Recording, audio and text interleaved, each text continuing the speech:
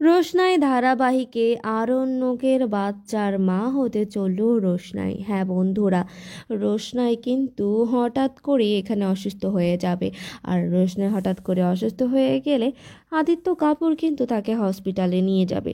হসপিটালে যাওয়ার পর এখানে রোশনাই কিন্তু জানতে পারবে সে আসলে অনেক দিন ধরেই প্রেগনেন্ট।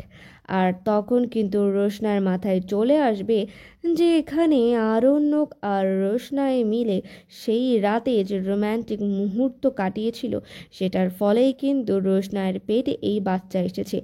এবার রোশনাই কিন্তু ফিরে যাবে কলকাতাতে।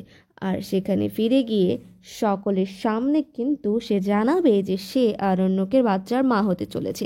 এই কথা শুনে কিন্তু আরণ্যক এবং বাকি সবাই আকাশ থেকে পড়বে। আর তারপর কিন্তু আরণ্যক বলবে, রোশনাই তুমি কেন মিথ্যে কথা বলছো?